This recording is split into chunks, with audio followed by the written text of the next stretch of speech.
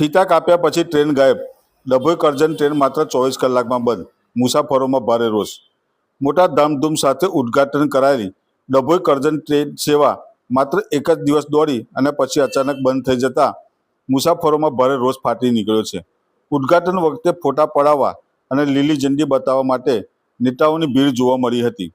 પરંતુ આજે જ્યારે જનતા મુશ્કેલીમાં છે ત્યારે નેતાઓ અને રેલવે તંત્ર બંને મૌન હોવાનું મુસાફરો આક્ષેપ કરી રહ્યા છે. તાજેતરમાં ડભોઈ અને કરજણ વચ્ચે મુસાફરોને નવી સુવિધા આપવા માટે આ ટ્રેનનો ભવ્ય પ્રારંભ કરવામાં આવ્યો હતો. મુસાફરોને આશા હતી કે હવે રોજિંદા આવાગમનમાં મોટી રાહત મળશે, પરંતુ ઉદ્ઘાટનના બીજા દિવસે ટ્રેન અચાનક બંધ થઈ જતા સમગ્ર મામલો ચર્ચાનો વિષય બન્યો છે. ડભોઈ અને કરજણ વચ્ચે રોજ અપડાઉન કરતા નોકરિયાત વર્ગ, વિદ્યાર્થીઓ અને નાના વેપારીઓ માટે આ ટ્રેન મહત્વપૂર્ણ સુવિધા બની શકે તેમ હતી.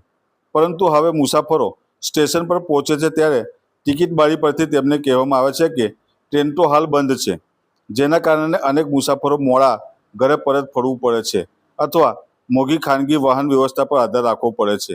સ્થાનિક લોકોમાં ચર્ચા છે કે જો ટ્રેન માત્ર એક જ દિવસ ચલાવવાની હતી તો આટલા મોટા ઉદ્ઘાટન અને જાહેરાતોનો અર્થ શું?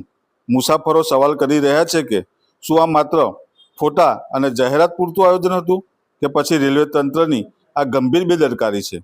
હાલમાં ડભોઈ અને કરજણ બંને સ્ટેશનો પર મુસાફરો ટ્રેન ફરી ક્યારે શરૂ થશે તેની કાગડોળે રાહ જોઈ રહ્યા છે. પરંતુ આ મુદ્દે રેલવે તંત્ર તરફથી હજુ સુધી કોઈ સ્પષ્ટ જવાબ આપવામાં આવ્યો નથી, જેના કારણે લોકોમાં ભારે નારાજગી અને અસંતોષ જોવા મળી રહ્યો છે.